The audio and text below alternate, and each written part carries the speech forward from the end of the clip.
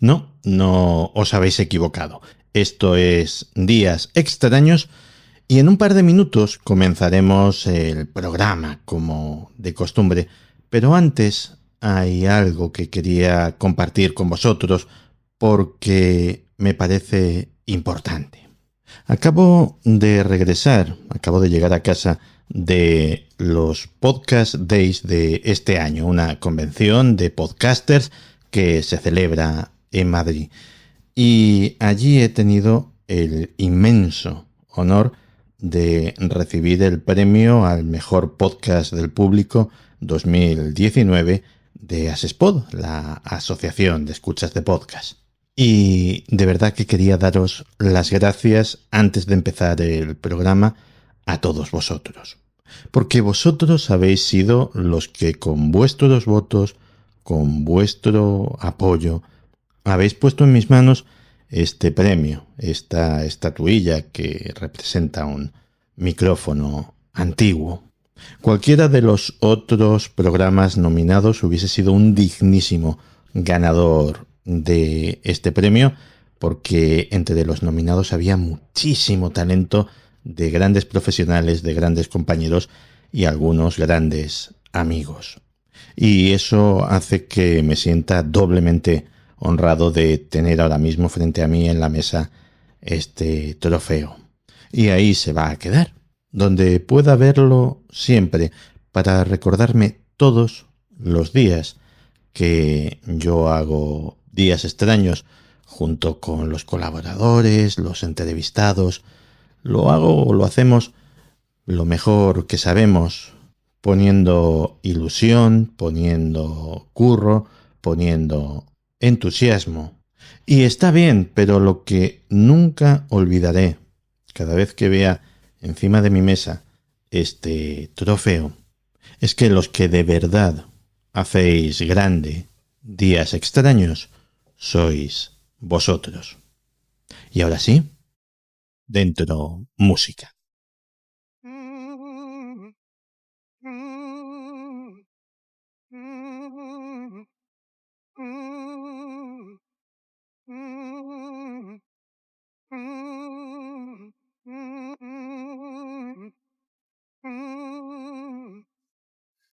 Hola amigos, hola amigas, bienvenidos una semana más a nuestra cita en estos días extraños.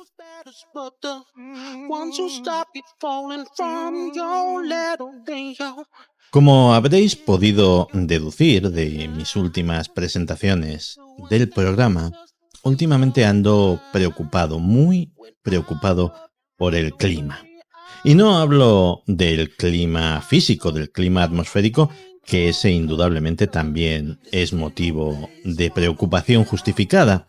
No, hablo de otro clima, del clima informativo, del clima social, del clima político y cultural que por alguna razón nos quiere enfadados, divididos, atemorizados. Un clima tóxico, más tóxico que la atmósfera de cualquier ciudad industrial china. Un clima que nos lleva a tener pensamientos negativos de forma diaria, que nos lleva a frustrarnos y a volcar esa frustración en el único medio que tenemos ahora mismo, que son las redes sociales, por ejemplo. Una frustración que solo tiene dos caminos de salida: la ira o la depresión. Y no voy a decir que todo esto obedezca a un plan elaborado y ejecutado por algún poder maléfico. No tengo ninguna prueba de ello y lo más probable es que no sea así, pero de verdad que a veces lo parece.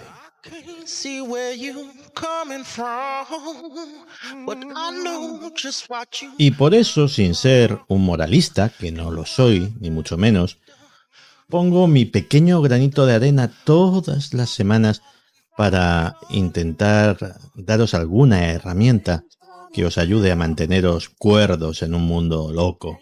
Y por eso me pongo tan pesado e insisto en la importancia del amor, de la belleza, de la verdad, de la bondad. Por eso machaco una y otra vez con el mantra de que creamos nuestra propia realidad, de que no hay forma de crear, de edificar un mundo mejor si no mejoramos nuestro propio mundo, el que hay en nuestra mente. Esa mente que es nuestro mejor amigo y nuestro peor enemigo, nuestro mejor amigo cuando basamos nuestros pensamientos en la observación, en el análisis crítico, hasta en la intuición y la inspiración, también me vale. Pero cuando nos preocupamos compulsivamente, cuando emitimos juicios sobre los demás, cuando nos dejamos llevar por la corriente imperante, entonces se convierte en nuestro peor enemigo. Yo, por narices, porque vivo de esto, tengo que consumir mucha información. Tengo que alimentarme con mucha bazofia tóxica de los medios de comunicación. Y hasta no hace mucho, esa bazofia tóxica de los medios de comunicación conformaba buena parte de mi imagen de la realidad. Y ello me llevaba a estar tan frustrado, tan atemorizado, tan cabreado, como cualquiera de vosotros.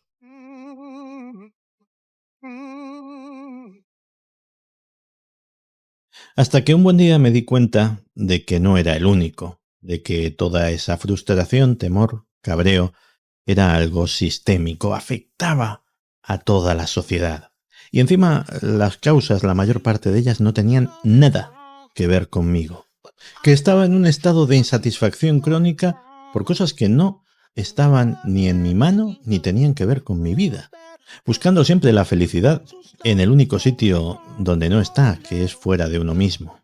Siguiendo como un pequeño robot obediente la programación que me habían metido a través del cine, de la televisión, de la educación, levantando la voz por causas que no eran mías, que eran de otros, determinando mi forma de hablar, de vestir, de pensar, de actuar, por parámetros que no eran míos, que eran de otros. Y a pesar de comprar las cosas que se suponía que tenía que comprar, de hacer las cosas que se suponía que tenía que hacer, de buscar las cosas que se suponía que tenía que buscar, no era feliz. Algo fallaba, probablemente yo. O tal vez no. O tal vez es que todo era una ilusión, todo era humo y espejos, y yo una miserable criatura que corría como un ratón en un laberinto, sin sentido, sin rumbo, intentando comprarme o adjudicarme una de las muchas identidades prefabricadas que hay en el mercado, en lugar de buscar la mía propia. Y como mi caso sé que no es único, de hecho soy una persona bastante normal, como sé que muchos de vosotros estáis ahí porque lo veo, porque lo leo, me permito la libertad de tarde en tarde daros la murga con estas cosas. Que oyes y me dices, mira Santi, me siento muy identificado con lo que has dicho, pero es que me siento muy a gusto. Esto no me genera ninguna disfunción. Pues oye, tan amigos, esto es podcast y siempre he dicho que una de las grandezas del medio es que te puedes saltar lo que no te gusta e ir directamente al turrón. Pero si por el contrario te sientes identificado con lo que he dicho y no te gusta, quiero que sepas que de vez en cuando seguiré dejando cartelitos, seguiré dejando indicaciones de posibles caminos por donde hay una salida con toda la humildad del mundo. No pretendo cambiarle la vida a nadie, pero creo que es de bien nacidos compartir con los demás las cosas que a uno le han funcionado. Comenzamos. This ain't no place for no hero. This ain't no place for no better man. This ain't no place for no hero to call home.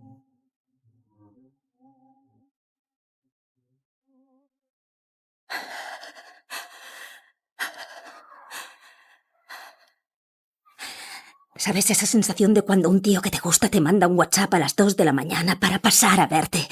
Y tú, que ya estabas frita, tienes que salir de la cama, beberte media botella de vino, darte una ducha, afeitártelo todo, desenterrar ropa interior provocativa, incluido el liguero, y esperar hasta que llame.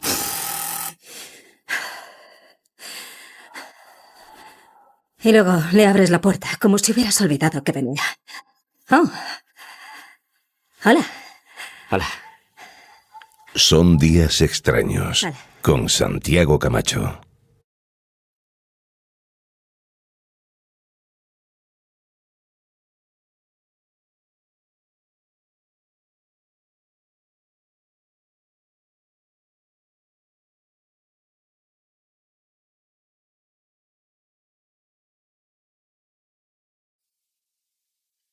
Lo que van a ver está basado en hechos reales.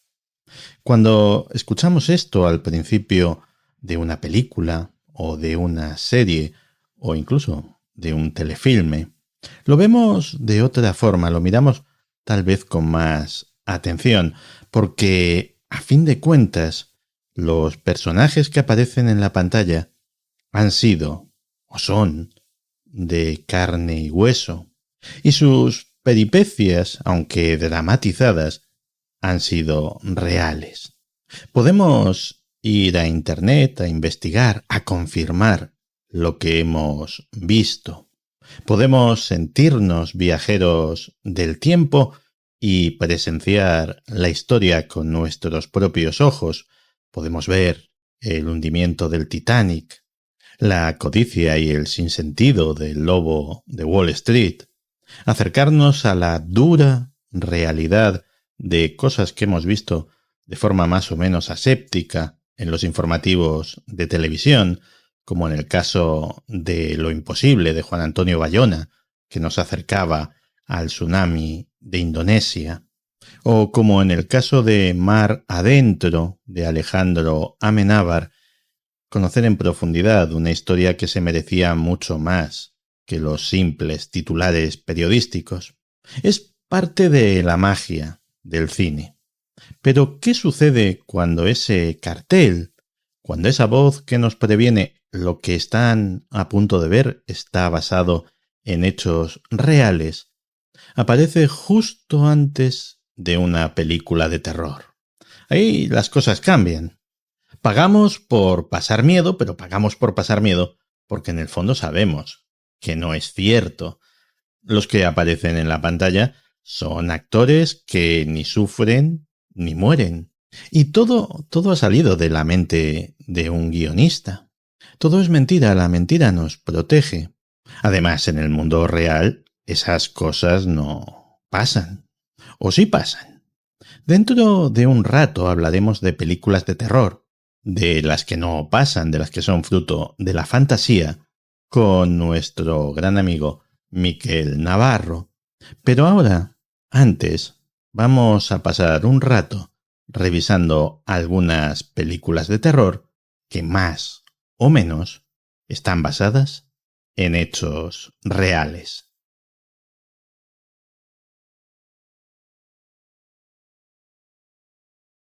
Entonces, ¿por qué todo este ruido? ¿Por qué tantas obras?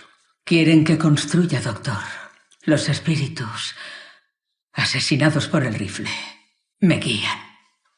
¿Le guían a dibujar planos de construcción? Sí, cuando sus habitaciones están acabadas, su presencia se hace más fuerte. De ahí la casa que construyeron los espíritus. Sí. En cuanto dan las 12, claman. Las campanadas los convocan. Se comunican a través de planos y dibujos. Quieren que reconstruya las habitaciones en las que murieron para después entrar a nuestro mundo. Y el problema es que no siempre sé con quién estoy hablando. Podría ser un testigo inocente o la víctima de un crimen o alguien más. Nuestra primera película es Winchester. Estados Unidos se construyó como nación con pólvora y el dedo en el gatillo de un revólver Colt o de un rifle Winchester. Sarah Lockwood se convirtió al enviudar en la heredera de la compañía de armas de repetición Winchester. Cuenta la leyenda que se puso en contacto con una medium porque se sentía acosada por los espíritus de todos los que habían muerto a causa de las armas fabricadas por su marido. Y la medium le dijo que para librarse de la maldición tendría que dedicar aquella fortuna amasada a base de muerte, dedicarla a la construcción de una casa, de una mansión que jamás se terminaría de construir, a la que siempre se añadirían nuevas habitaciones, pasadizos, escaleras, ventanas cegadas, laberintos, pasillos que no dan a ningún sitio. Nunca se acabaría la construcción, nunca dejaría de haber obreros trabajando.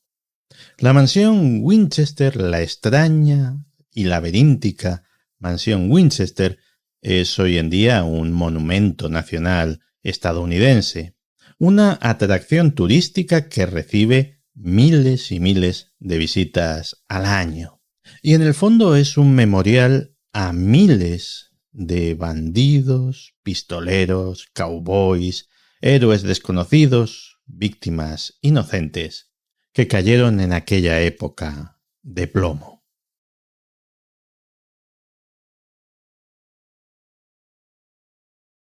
¿Qué? Quiero decirte una cosa. ¿Qué me quieres decir? Eres mi chica. Te quiero, Jimmy.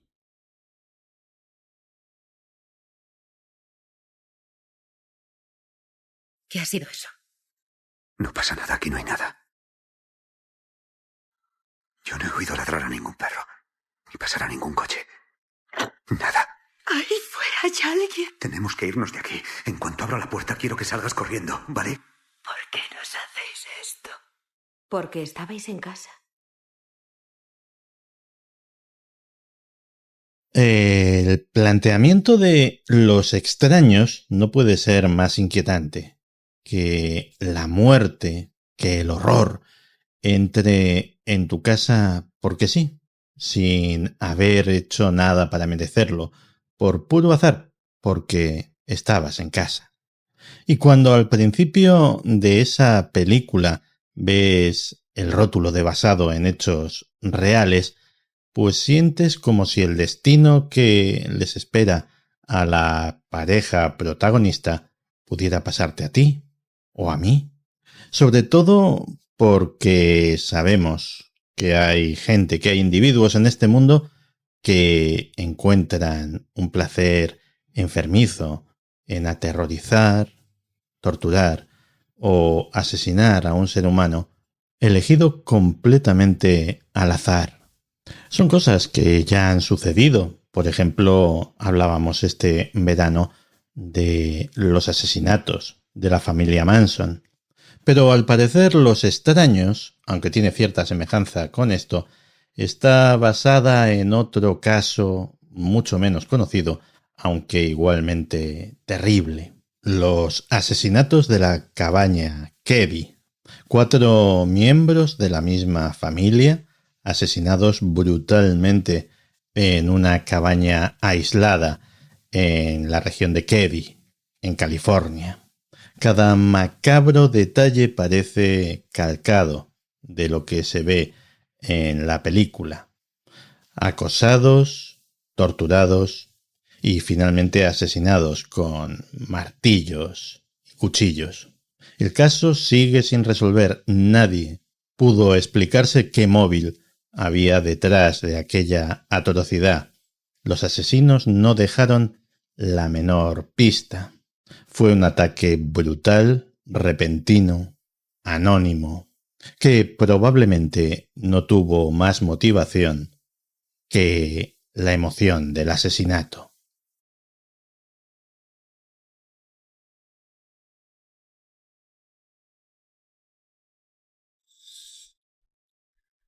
Daniel, ¿dónde está el barco? Buena pregunta. Estamos perdidos en medio del océano. ¡Oh, Dios mío!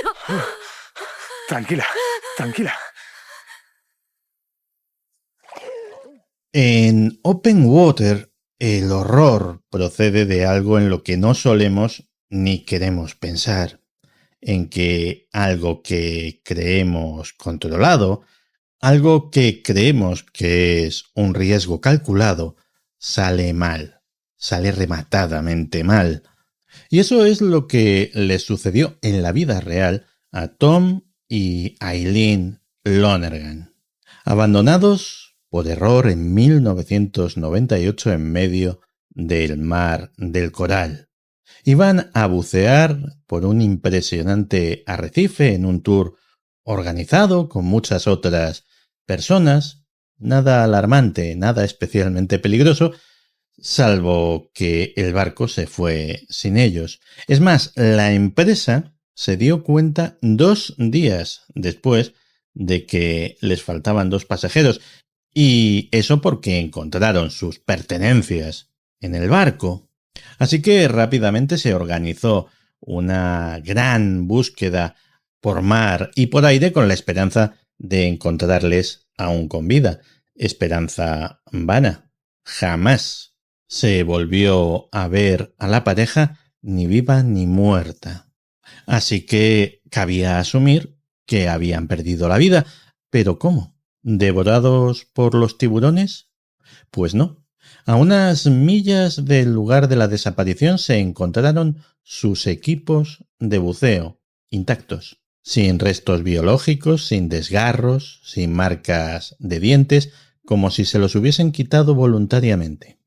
Poco después se encontró flotando una pizarra de buceo en la que había un mensaje de socorro que especificaba dónde, cuándo y por quién habían sido abandonados. Esta pizarra vino a anular una de las hipótesis que había, que era la del suicidio, que la pareja había decidido quitarse la vida de esta peculiar forma voluntariamente. Lo que sucedió realmente nunca lo sabremos. Deshidratación, hipotermia, agotamiento. La única verdad es que el mar se tragó para siempre a una pareja que tan solo buscaba las vacaciones de su vida.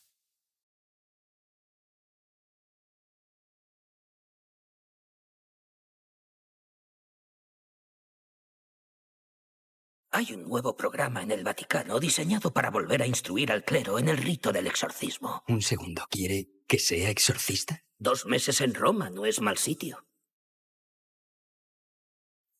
Esto se grabó durante un exorcismo en Turín. Se le dislocó la mandíbula espontáneamente mientras rezaba el Padre Nuestro.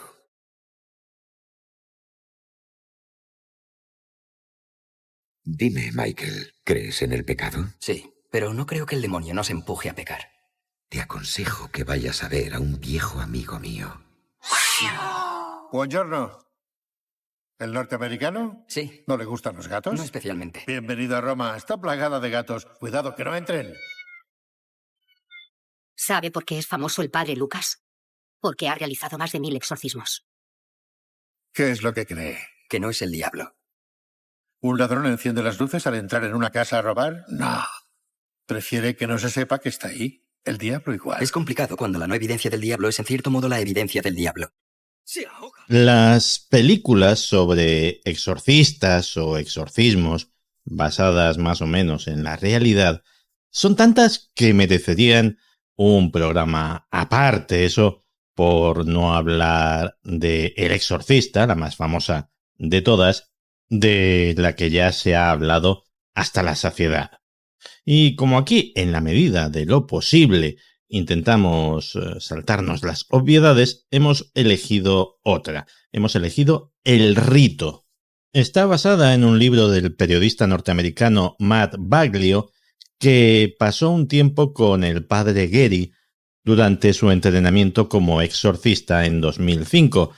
El padre Gary fue el aprendiz de un exorcista italiano con más de 80 exorcismos a sus espaldas. El libro es un relato directo de lo que Matt Baglio encontró y el resultado de su investigación sobre la historia del exorcismo. Y en la película, bueno, pues como se suele hacer en las películas, se toman bastantes licencias dramáticas con el argumento.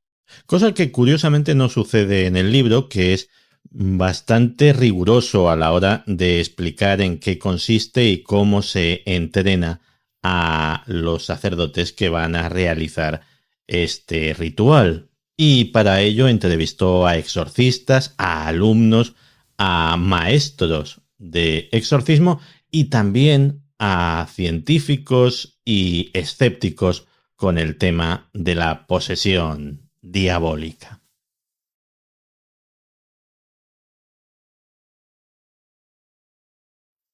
De la siguiente película, The Girl Next Door, la chica de la puerta de al lado, no he encontrado corte y la verdad es que tampoco lo he buscado mucho.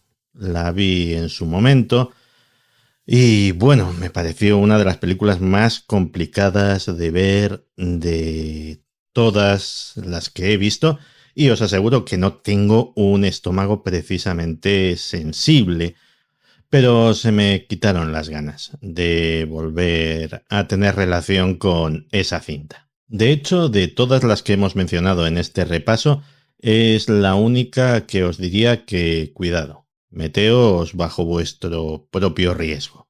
Aunque a veces cuando te dicen algo así es una incitación, pero eso ya es cosa vuestra. Y lo peor de la película es saber que al contrario que en otros casos se queda bastante corta con respecto a lo que sucedió en realidad. La historia es la de Sylvia Likens, que en 1965 fue brutalmente torturada, mutilada, humillada durante meses a manos de su cuidadora.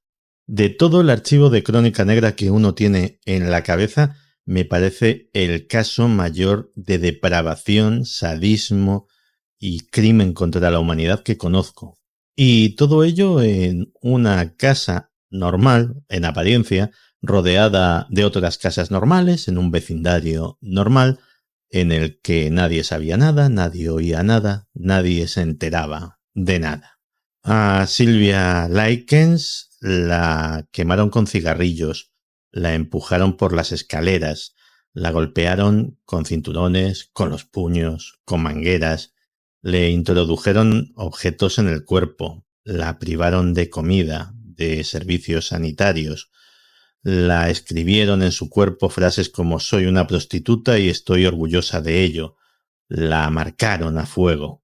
Finalmente murió de shock, de desnutrición, de hemorragia cerebral.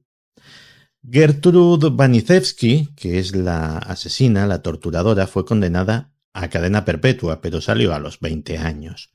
Y lo peor es que contó con la complicidad de su propia hija y 3 muchachos del vecindario, 3 que pasaban por allí y que apenas recibieron una sentencia de 18 meses. 18 meses por participar en uno de los crímenes más horrendos que se recuerdan. Por cierto que hay otra película que se llama Crímenes Imperdonables del 2007 que también está inspirada en este suceso, pero ahí ya no llegué. Esa no tuve corazón para verla.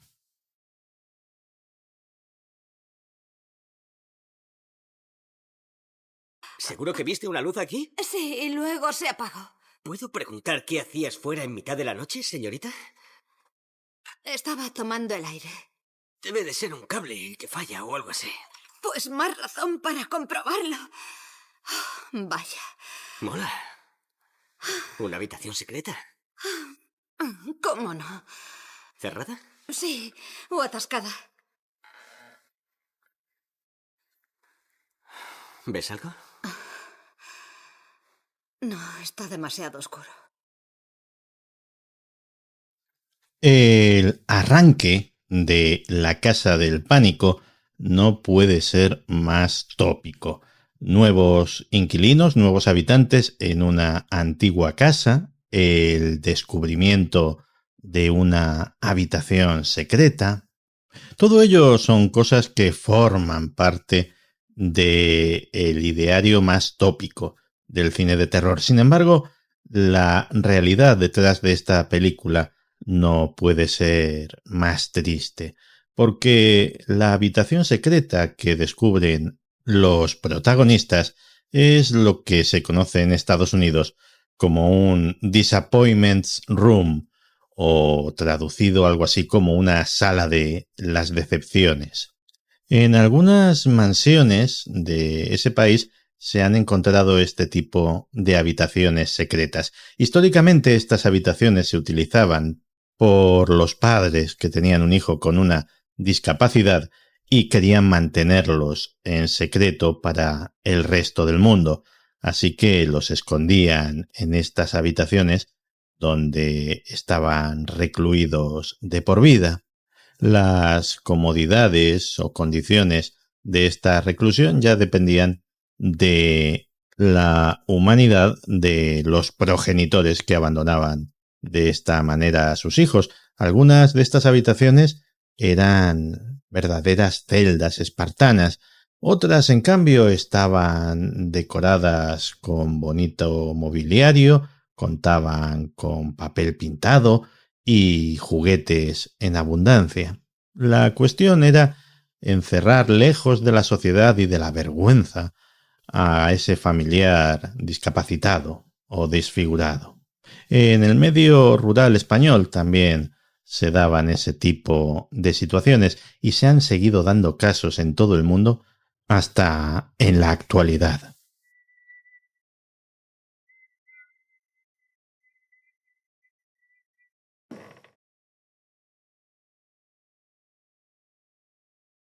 Uno, dos, canta viva voz. 3, 4, el hombre del saco. 5, 6, decid lo que veis. 7, 8, cómete un bizcocho. 9, 10, ¿dónde está Brett? Esta sí que estoy seguro de que la mayor parte de vosotros no os podíais ni imaginar que estuviera remotamente basada en hechos reales. Es Pesadilla en Elm Street. Pero lo está. Está inspirada en un hecho real, completamente documentado, y que sigue siendo uno de los grandes enigmas sin resolver de la historia de la medicina. Como ya sabéis, la saga se centra en la figura de Freddy Krueger, uno de los personajes más emblemáticos del cine de terror, que ejecuta su venganza asesinando a la gente en sus sueños.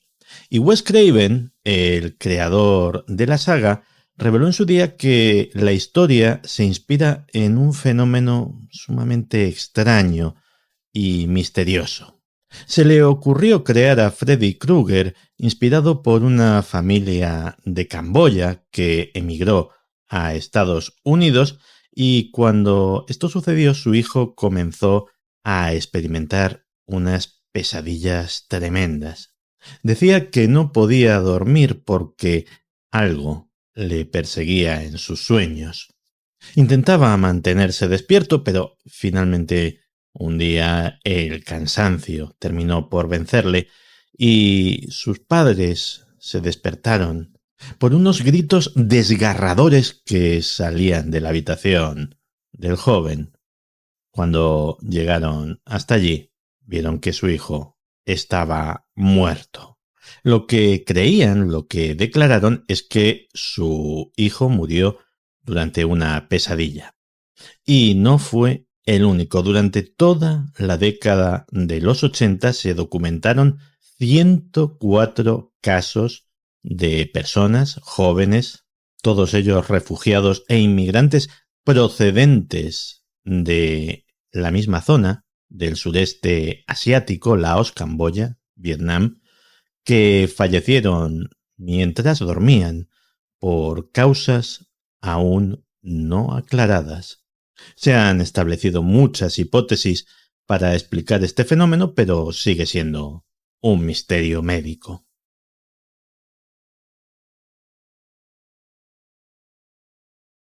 Por todos los santos, ¿no sabéis las reglas? Tómate un Valium, ¿quieres? Ciertas reglas deben cumplirse para poder sobrevivir con éxito en una buena película de terror. Por ejemplo, número 1, no practicar el sexo. No. ¡Un gran no! ¡Un gran no! ¿Ni con esto? ¡Cochino! Sexo equivale a muerte, ¿vale? Número 2. No puedes nunca beber o tomar drogas. ¡Sí! No, es el factor pecado. El pecado es una extensión de la número 1. Y número 3. Nunca, bajo ninguna circunstancia digas enseguida vuelvo, porque no volverás. ¿Voy por otra cerveza, quieres? Sí, claro. ¡Enseguida vuelvo! Y si te saltas las reglas, acabarás muerto. Te veré en la cocina con un cuchillo clavado. Cuesta trabajo creer que Scream, con sus reglas, con sus giros argumentales, con su retorcido sentido del humor, tenga un fondo real, pero así es. De hecho, el guionista Kevin Williamson ha contado en varias ocasiones que basó su libreto en la historia real de lo ocurrido en una pequeña ciudad universitaria de Florida y el asesino que sembró el terror en su campus, el destripador de Gainesville. El 24 de agosto de 1990, Denny Rolling, que así se llamaba, irrumpió en la casa de dos jóvenes estudiantes de 17 y 18 años, estudiantes de primer año en la universidad, las violó, las apuñaló y con los cadáveres escenificó una escena dantesca que no vamos a detallar. Al día siguiente volvió a atacar. Esta vez la víctima fue otra estudiante de 18 años y el asesino fue ganando en confianza y brutalidad, llegando al extremo de dejar la cabeza de la víctima encima de una estantería. Como sucedía en la película, el campus fue presa del pánico y se extremaron las medidas de seguridad, pero todo ello no impidió que el asesino se cobrase dos nuevas víctimas, a una de las cuales apuñaló 30 veces mientras dormía. Los brutales asesinatos de estos estudiantes causaron un enorme frenesí mediático y cuando el guionista Williamson vio la historia en las noticias, le impresionó tan vivamente que empezó a tener pesadillas. Y precisamente de esas pesadillas es de donde salió el guión de Scream.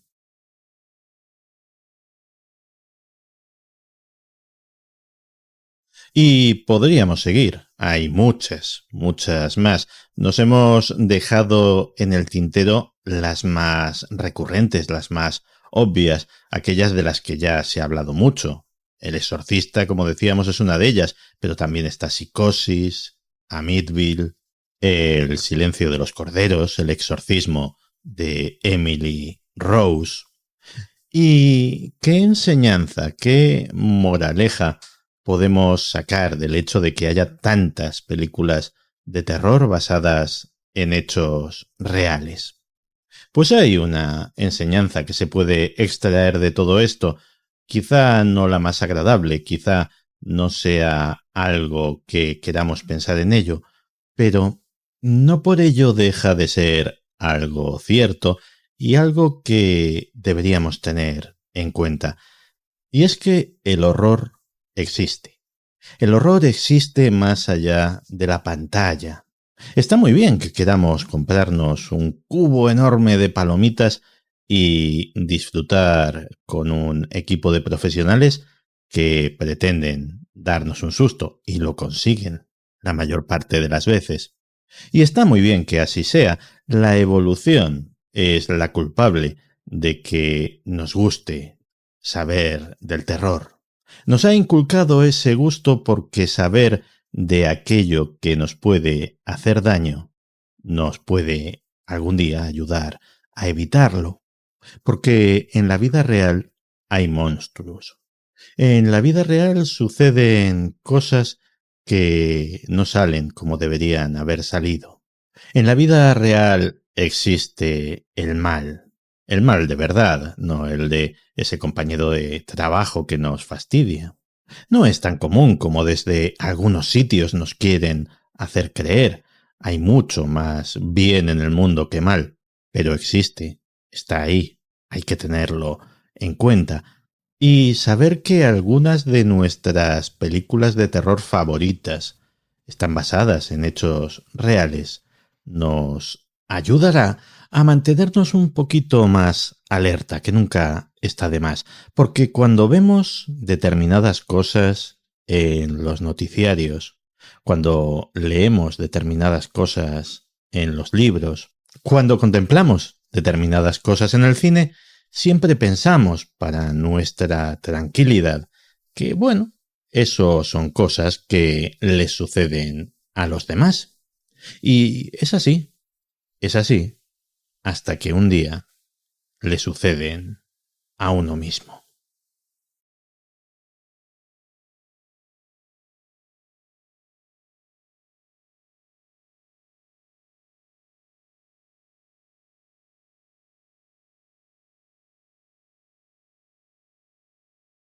Querían ir a una casa encantada que está cerca de aquí.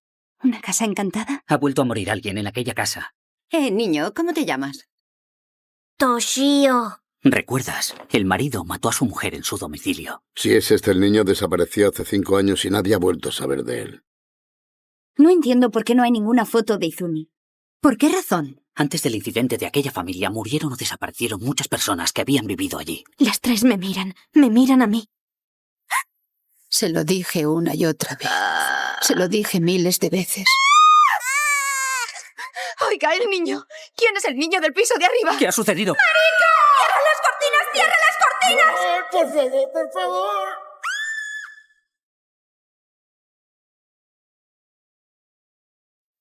En la década de los 90 llegó a Occidente algo que conquistó inmediatamente el oscuro corazoncito de los aficionados al cine de terror.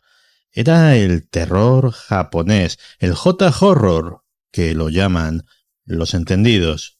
Eran otras historias, otros personajes, otros escenarios, otras situaciones.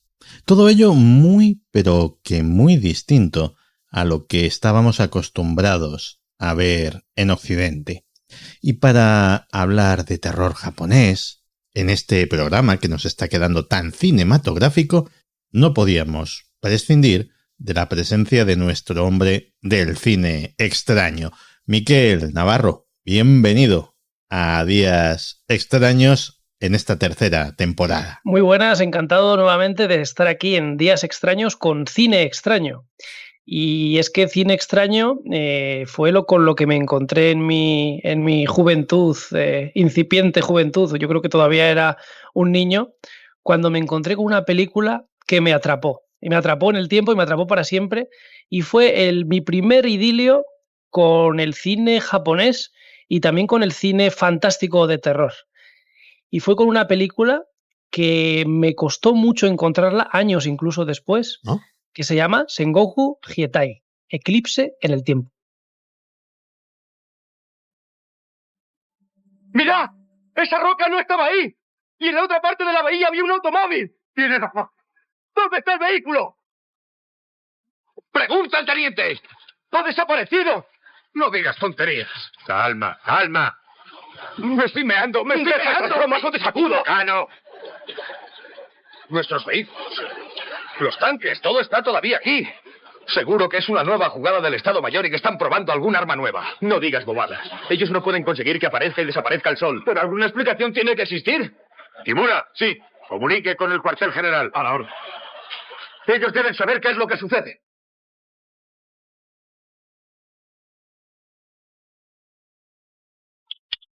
Halcona Águila. Halcona Águila. Tenemos alcanzada la posición. Halcona Águila. Halcona Águila. Responda. Halcón pide comunicación con Águila.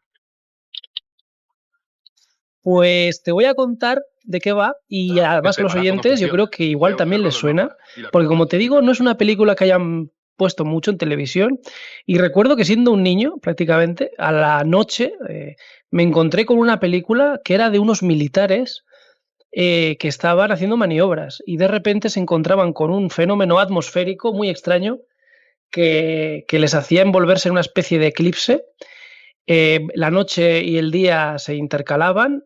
Ellos decían que parecía cosa de brujas y de repente se encuentran en una costa, junto al mar, y se dan cuenta que el entorno ha cambiado, y no solo el entorno, sino los que habitan ese entorno, que son hombres del medievo, medievales, ¿no?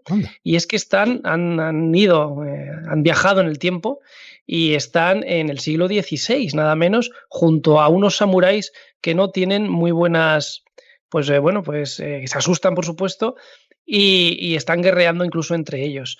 Y se ven ahí inmiscuidos en una serie de guerras feudales incluso, donde al principio ellos, con su tecnología, por supuesto, digámoslo así, van muy sobrados, pero esa munición y ese combustible se va agotando. Entonces, bueno, ya sabes que esto de Japón, la tecnología y las tradiciones y el folclore van todo unido de la mano, y aquí se entrelaza todo muy bien, y cuando esas fuerzas van quedando parejas, pues tal vez el pasado se imponga a ese futuro que está por llegar.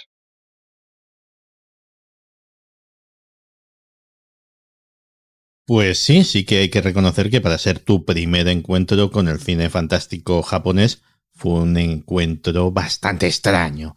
Oye, decía en la introducción que a los aficionados al cine de terror les impresionó, a los occidentales obviamente, el cine japonés porque tenía una serie de elementos que no habían sido nada vistos por estos lares, una serie de elementos que sorprendieron, que asustaron y que a fin de cuentas metieron aire fresco. ¿Qué elementos eran estos? Pues muy interesante, la verdad. Hay que decir que, como bien dices, ¿no? Hay elementos nuevos, ¿no? Elementos que surgen en un terror que nos pone realmente los pelos de punta, porque aparecen sobre todo elementos de terror encarnados en el fantasma femenino, ¿no?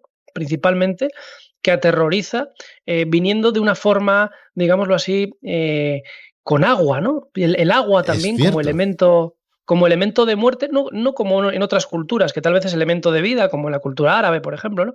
Pero aquí en la cultura nipona, el elemento del agua, ese agua turbia, aparece como símbolo de muerte, de mal presagio. Y yo creo que esa película que irrumpió con fuerza y que a todos nos conmocionó incluso a finales de los 90, fue Ringu, ¿no? Lo único que sé es que de repente aparece en la pantalla una mujer horrible que dice: vas a morir dentro de una semana. Eso es todo lo que he oído. Con un guión, la verdad que sencillo, pero muy, muy efectivo. Esa cinta maldita, ese elemento maldito que aparece, que no puedes ver. Es también curioso cómo también se repite la tónica de que la curiosidad es mala, ¿sí? Que todo aquello que si intentas investigar por tu cuenta, cuidado que te va a salir mal. Y esa cinta maldita que en 7 días mueres si la ves y se vuelve contra ti, precisamente por la curiosidad de ver esa cinta granulada, ese VHS. Pues bueno, esos elementos de traspasar la frontera prohibida, y que esa frontera prohibida aparece en tu propio entorno, en tu propia dimensión, a través del televisor, de la tecnología, y en este caso a través de una mujer con ese pelo que a todos yo creo que nos erizó la piel, ese pelo que sobre el rostro, ese rostro de otro mundo tapado, que se intuye, pero no se ve de primeras y que te impacta con ese primer plano, y ese pelo que está totalmente mojado sobre el rostro, ¿no? Y con agua, por supuesto, con agua turbia, y también un elemento que se repite mucho también, que es ese deslizar de los pies, ¿verdad? Sí, es verdad, que se deslizan como si estuvieran flotando y sin mover las piernas. Fíjate que esto de los fantasmas con melena, con esas melenas larguísimas, negras, a mí alguien me contó que era que porque en Japón existía la tradición de que a los fantasmas les seguía creciendo el pelo constantemente en la otra vida, y claro, allí nadie se lo cortaba, con lo cual pues por eso tenían ese aspecto. Eso es, sí. Además, también viene muy de la mano con esas tradiciones medievales, incluso esa tradición del periodo Edo del siglo XV, donde precisamente tienen esas tradiciones, como bien dices, ese cabello que crece y no cesa, ese agua turbia. Y también me gustaría contar un poco rápido las diferentes... hay muchas categorías de fantasmas. Entonces esto es muy interesante porque depende qué fantasma sea, hay unas películas u otras y también, bueno, pues se define muy bien porque, por ejemplo, tanto de Ring, o Ringu, como por ejemplo esa película fetiche para mí que ahora comentaremos también, como bien sabes, que es Dark Water. Hombre, esa además tuvo cierta plasmación en la realidad con el caso de Lisa Lam. Por eso. Que ya hemos hablado alguna vez, ¿no?, de ella. Aparece un fantasma femenino que también viene del agua, proviene del agua, y con ese pelo, ¿no? Y aparece también por esa curiosidad que mató al gato, ¿no? El hecho de investigar algo que está acechando. Bueno, pues ese fantasma sería un llamado Funa Yurei, que es un muerto en agua turbia y revuelta, y que aparece en forma femenina, ese Funa Yurei. Digámoslo así, que cuando el alma muere, cuando esa persona muere, el alma se le denomina Reikon, pero si no muere en paz, quiere decir, si muere de forma atormentada, sería un Yurei. Y dentro del Yurei, que estos Yurei ya es cuando empieza el mal rollo, pues buscan venganza, justicia o simplemente llamar la atención. Y dentro de estos Yurei pues estaría el Onryo o el Onjo, que son vengativos, el Ubume, que este es muy interesante, que es el protector, que es el de la mujer parturienta que al dar a luz fallece y protege, o el Goryo, que es vengativo. Y atención, aquí ya tenemos elementos también muy de la cultura oriental, que es el tema de los fenómenos atmosféricos, porque este fantasma vengativo y elegante pues tiene invocaciones malignas relacionadas con los terremotos y los tsunamis.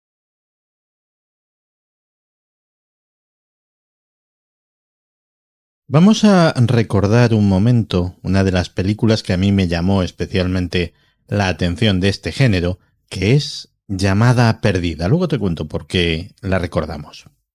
Vamos a tomarle declaración, aunque lo que pasó está muy claro. Bien. Los testigos han dicho que Kenji Kawai se disculpó y se precipitó por el hueco del ascensor. No es cierto, no fue así. Supongo que también les habrán dicho que Yoko y Kenji recibieron unos mensajes. Yoko Okazaki se lanzó sobre el tren por su propio pie. Dos chicas la vieron hacerlo, así que... Si eso no es un suicidio, ¿qué es? No sé qué decirle. Sin embargo... ¿Estaba colocada por alguna droga? No, por supuesto que no. Mira, todo lo que sucede en este mundo ocurre por alguna razón. No hay ni una sola muerte que sea inexplicable.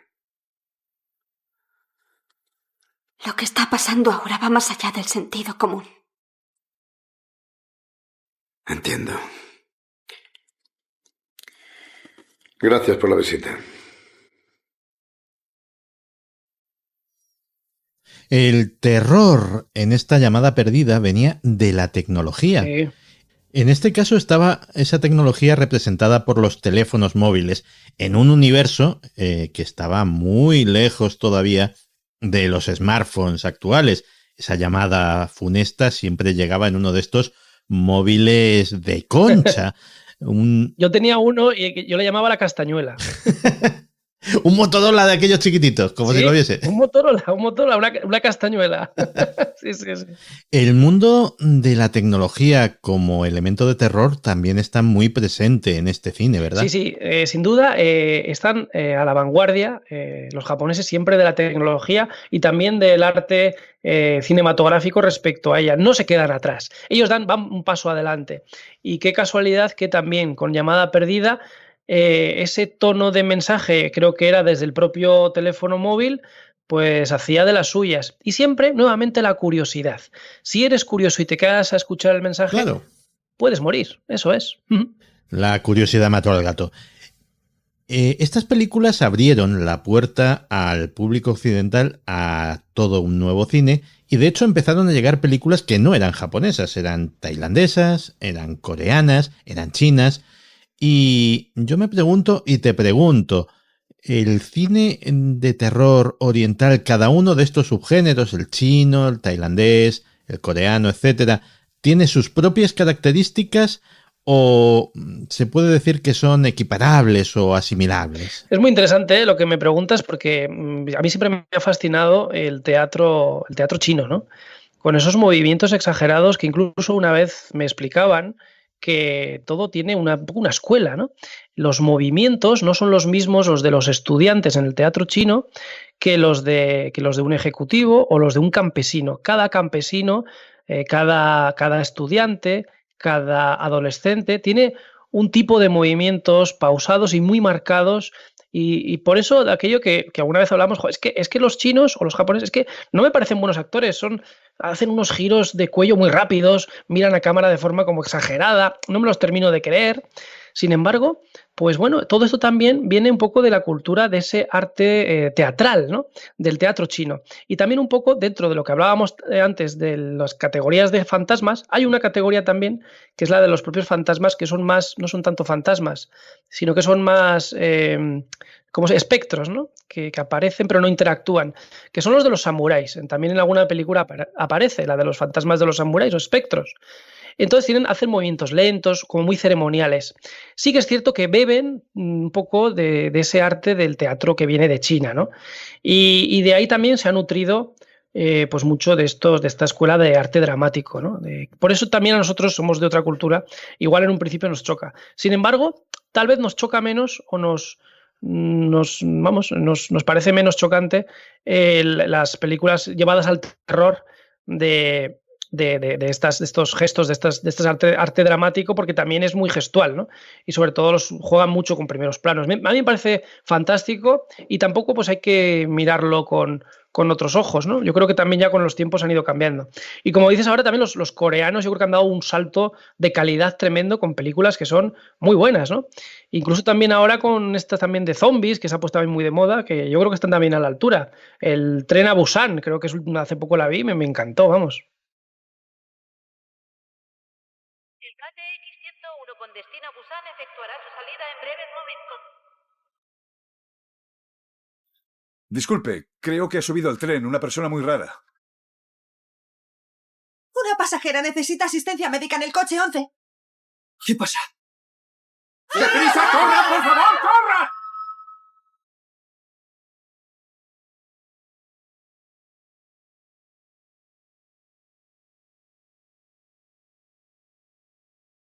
Oye, y para aquellos espectadores que les hayamos levantado la curiosidad y no estén iniciados en este tipo de cine, ¿qué les recomendamos? ¿Qué platos les ponemos en el menú para que vayan abriendo boca? Bueno, pues para que vaya adentrándose, pues vamos, bueno, aquella que hemos hablado que impactó es The Ring, por supuesto Dark Water, en su versión japonesa, siempre unos años antes, creo que The Ring, Ringu es del 98, luego podemos ver la versión norteamericana también, y la de Dark Water 2002 y 2005, creo que recordar, la versión paralela americana, y luego pues para entrarte un poco también en calor, ¿por qué no? The Eye, el ojo.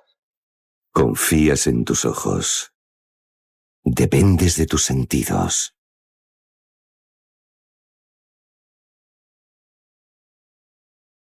Crees que estás solo. Pero ya nunca más volverás a estar seguro.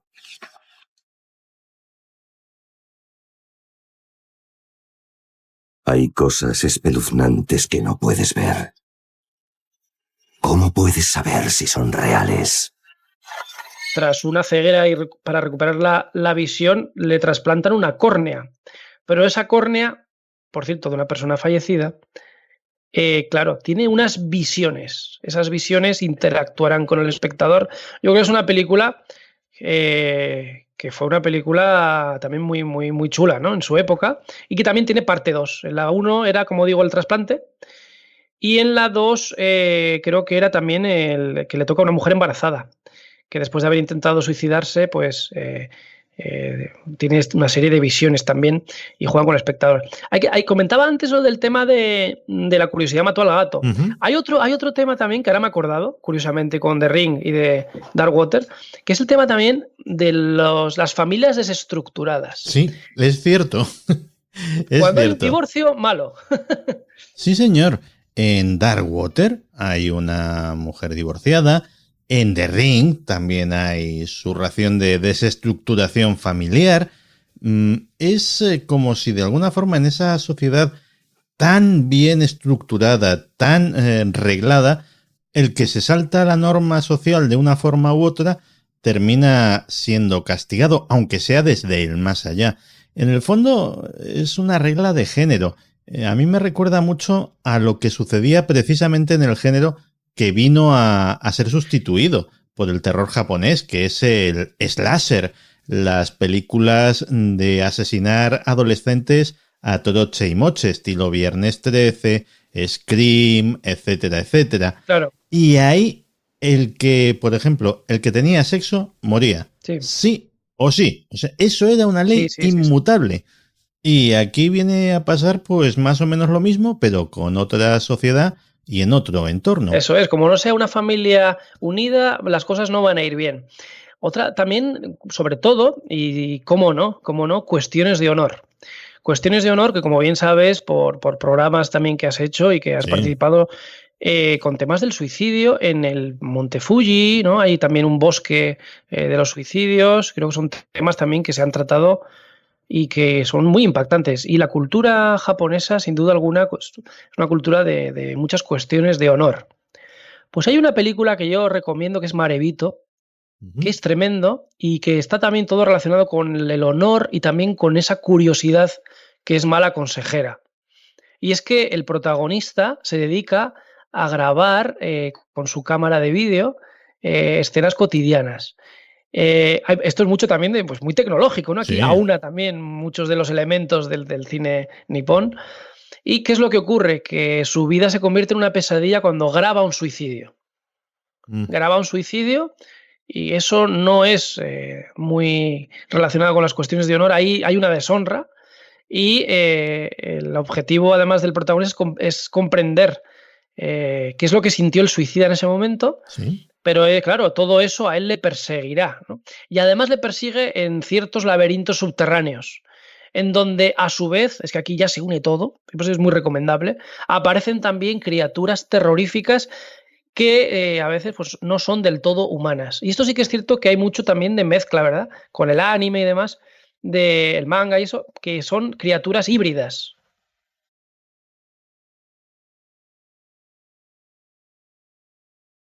Luego los japoneses además son súper retorcidos.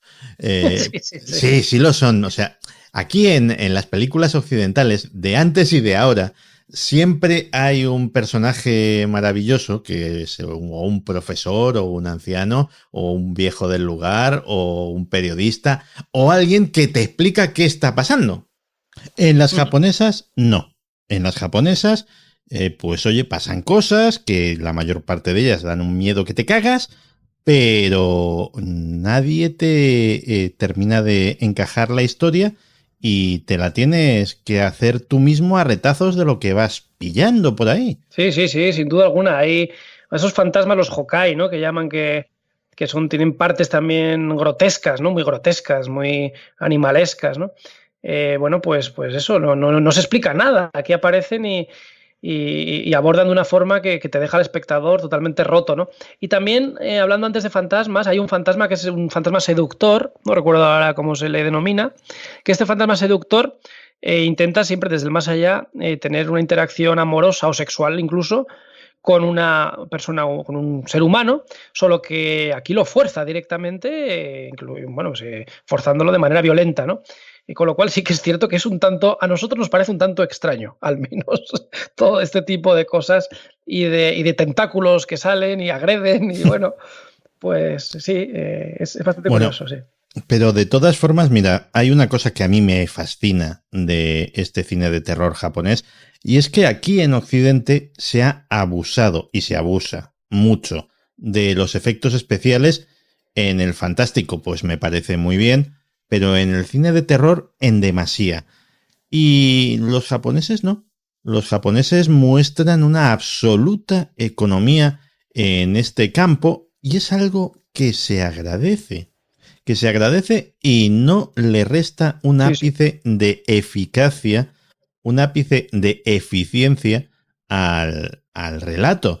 Mira, me hablabas antes a micrófono cerrado de los pisos colmena de Japón. Sí. Es que eso es aterrador. No hace falta ningún efecto especial, ¿verdad? Cierto, pero sobre todo es que es un terror creíble. Es decir, te lo meten tan en la vida cotidiana de los personajes de una forma tan magistral que no lo ves forzado, no lo ves fuera de lugar. Me estaba acordando, ya ni me acuerdo en cuál de las películas es, de una escena en que la protagonista está a sus cosas en la cocina o en la casa y de repente se abre la puertecita de un armario sobre su cabeza y asoma una cara. Uh-huh. Y tú lo ves en un plano contrapicado y dices, madre mía, esta criatura si se diera la vuelta en este momento. Y no lo ves forzado en absoluto. Es una técnica narrativa maravillosa. Sí, sin duda alguna es así, con pocos elementos, te deja... Sobre todo también intercala también mucho los elementos también atmosféricos, con lluvia, la lluvia siempre, los pozos, ¿verdad? Los pozos, el agua. Y luego, creo que era también en Ringu, hay una escena también con un caballo que yo creo que es de lo mejor de la película, ¿no? Desbocado, un caballo desbocado que se tira al mar, creo recordar, hace ya tiempo que la vi. Pero vamos, que no sé, que de repente te ponen elementos que muy encima del espectador, que te pone, erizado. Y esos pisos, claro, aquí se mezcla también la tecnología con lo tradicional y además vamos a añadir también ese urbanismo cuadriculado que se impone. Y solo con el hecho de ver en Darkwater la imagen del ascensor en la cámara de vídeo del vigilante, del ascensor que se abre y se cierra, y sobre todo esos elementos cuando pregunta en qué piso está ahora mismo, dice, no lo sé, son todos iguales. Eso ya, y claro, esos elementos también grises, esos pasillos largos, y si al fondo de ese pasillo se abre una puerta y aparece una niña, pues ya se termina de jorobar la historia, ¿no? Y eso, pues la verdad que son diferentes elementos, y a mí me parece que a nosotros nos fascina también, o nos impresionó, que esas mujeres fueran protagonistas, ¿no? Básicamente, por ejemplo, soy repetitivo, pero es que me encanta Darkwater, ¿no?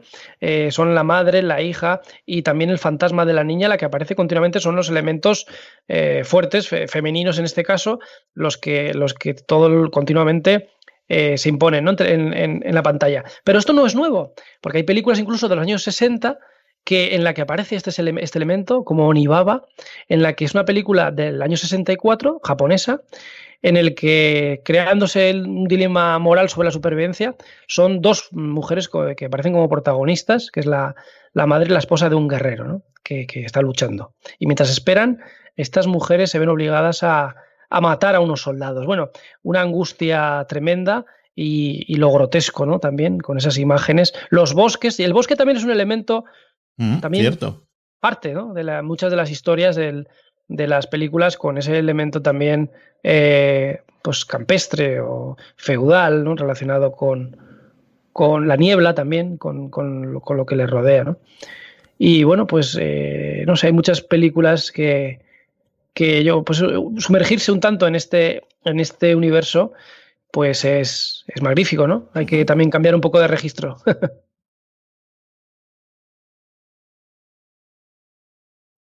Oye, me ibas a contar algo que te ha sucedido que tiene cierta relación con el cine japonés, pero que te ha sucedido en un sitio muy lejano, muy lejano de Japón, sí, aunque eso es, más cercano de aquí. Más cercano de aquí, efectivamente.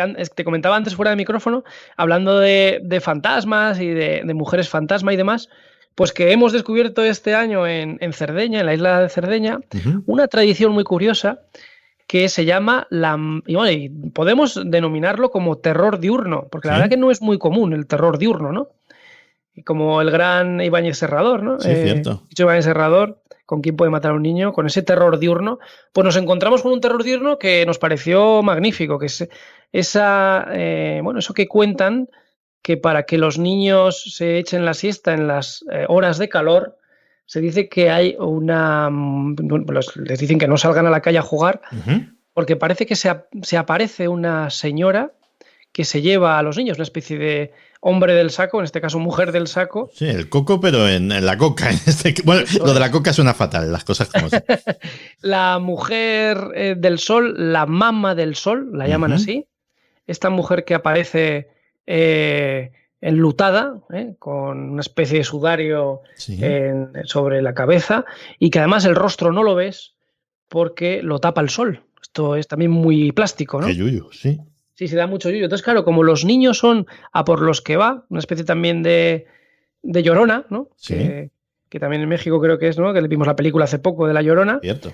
Bueno, pues esta mama del sol se aparece en algunos casos con unos dulces para incitar a que el niño se acerque y normalmente suelen ser mujeres que se intuyen, como digo, no se ve la cara, se intuyen que son ancianas, que van encorvadas, enlutadas, y cuando se acerca ese niño a coger el dulce, se intuye una mueca de una sonrisa y lo recoge en su regazo para desaparecer para siempre, como así se cuenta, o dicen que lo cuentan para correr además y desaparecer entre los olivos. Esto es tremendo, Santi, me da mucho miedo. Lo es. Esto nos demuestra que no hay necesariamente que irse a Japón para encontrar historias así. Bueno, y hablando también antes de suicidios, los olivos también, Sí. ojo.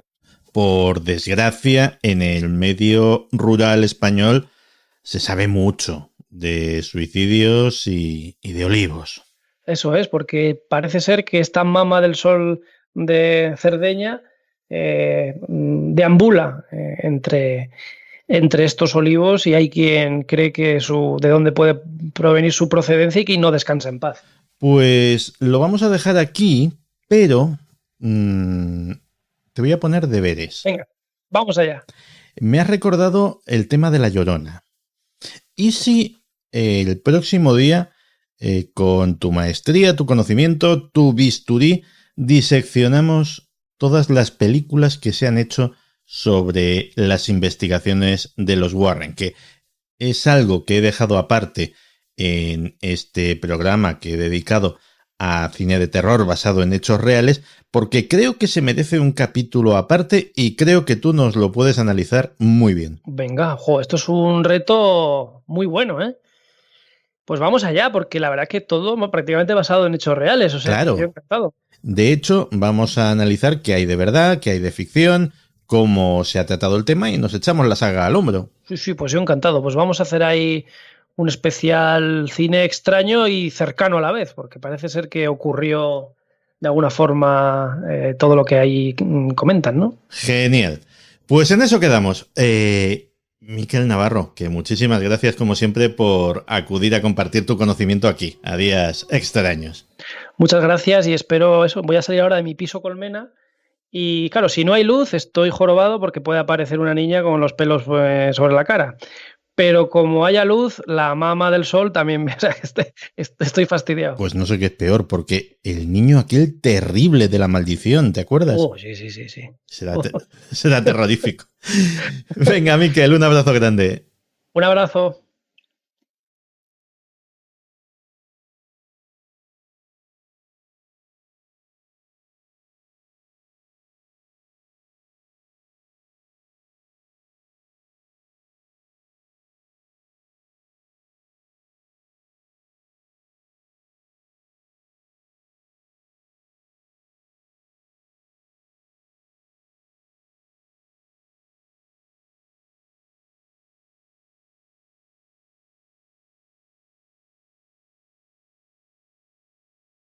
Vivimos sin duda días extraños, días en los que se confunde el mapa con el territorio, pero eso es otra cuestión. Y hablando de mapas, ha habido mapas importantes, ha habido mapas que han cambiado o que han marcado o que han cartografiado el curso de la historia. Hoy traemos a Días Extraños a Montserrat Claros, que es la autora de La carta de Juan de la Cosa, una novela histórica apasionante que precisamente nos habla de uno de esos mapas. Montserrat, bienvenida a Días Extraños. Ay, muchas gracias, Santiago. Bien hallado, gracias. Gracias a ti por acudir a nuestra llamada. Es un honor. Lo más probable es que ahora mismo muchos de nuestros oyentes estén diciendo, bueno, ¿y qué es esto de la carta de Juan de la Cosa? Porque es una de esas cosas, valga la redundancia, que se debería enseñar en los colegios y no se enseña. Sí, tienes razón, Santiago. Bueno, no se enseña esto ni muchas cosas más, porque todo lo referente a la historia naval española en general es muy desconocido. además siendo un pilar esencial en la historia de España y en la historia europea y del mundo, ¿no? Porque no se puede explicar la historia del mundo de los últimos 500 años sin explicar qué ha sido la historia naval, ¿verdad? Cierto. Y como bien dices, ¿verdad? No se conoce en absoluto, no, pero no hay referencias en los libros de texto de los estudiantes, referencias a la historia naval española. Y por supuesto, la carta de Juan de la Cosa, pues es un caso más, ¿no? La carta de Juan de la Cosa, como tú bien has dicho, es un mapa, es un mapamundi, es el primer mapamundi realizado, manuscrito, en pergaminos sobre donde aparecen por primera vez las cartas, las tierras recién descubiertas por Cristóbal Colón. Además, está dibujada por Juan de la Cosa, un cartógrafo cántabro afincado en el puerto de Santa María, que es testigo presencial de ese descubrimiento de América, ¿verdad? Porque viajó los 2 primeros viajes de Cristóbal Colón en ese viaje de descubrimiento. Entonces, es muy importante desde el punto de vista histórico y desde el punto de vista cartográfico, porque es una joya artística. Se puede perfectamente visitar en el Museo Naval de Madrid y, en fin, tiene una importancia enorme, incluso artísticamente, ¿verdad? Por eso, entre otras muchas cosas, pues es muy importante el documento. Uh-huh. Si podéis ir a verlo al Museo Naval, muchísimo mejor. Pero como sé que muchos estáis ahora mismo cerca con un ordenador, con una tablet, con el propio teléfono móvil, pues echarle un vistazo a las múltiples imágenes que hay en Internet de este documento para saber de qué estamos hablando, porque está lleno de detallitos, de dibujos, de leyendas que lo convierten en una pieza absolutamente irrepetible. Y luego está ese enigmático color verde, ese verde esmeralda que cubre todas las tierras recién descubiertas. ¿Por qué? Pues el verde, en fin, en cartografía hay muchas teorías, ¿verdad? Pero ese verde esmeralda de la parte izquierda del oeste, donde están las costas recién descubiertas y demás, yo lo he interpretado como el color de lo indómito, ¿no? De lo inexplorado. Tengamos en cuenta que si tus oyentes, como bien dices, tienen la carta de Juan de la Cosa en la pantalla del ordenador, podrán ver que en la parte derecha del mapa, lo que es Europa, o sea, lo que es Asia y África, lo que está descubierto hasta entonces de Asia y todo África, el color, es neutro, ¿no? Para que pueda resaltarse la cantidad de nombres, de ciudades, de lugares, de dibujos sobre baluartes, fortalezas, fuertes, en fin, todos los detalles geográficos del viejo mundo, del África conocida, del Asia conocida, ¿verdad? Yo supongo que Juan de la Cosa, en su mesa de trabajo, con los pinceles en ristres, para poder mojarlos en las tintas y las acuarelas, pensó que lo mejor para poder leer con claridad toda esa miríada de detalles, lo mejor era que el color fuese neutro. Pero no hay tantos nombres propios a la izquierda en las recién descubiertas costas americanas. Es verde, ¿no? El verde del indómito. Yo, francamente, creo que pensaría eso, porque las selvas que se encontraron por allí, pues, en fin, fueron tremendas, ¿no? Además, es un color que denota lo ignoto, ¿no? Lo inexplorado. Yo supongo que sería por esto, pero francamente hay muchas teorías, los cartógrafos, pues, tienen sus motivaciones, ¿verdad?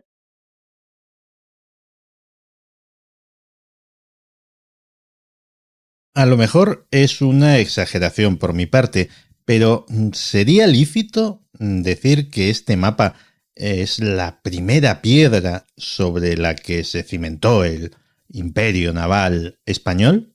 Pues hay muchos que piensan esto que tú dices. Es que, claro, esta carta no es una carta al uso para navegar, ¿no? Una carta de marear, como se decía antes, ¿verdad? Qué bonita palabra. Sí, preciosa. Que está un poco en desuso, pues se llama cartas de navegación, que antes se llamaban cartas de marear, ¿verdad? En las escuelas náuticas del siglo XVI, XVII, XVIII, hasta el siglo XVIII, se llamaban así, ¿verdad? Pero es cierto eso que comentas, porque esta carta recoge,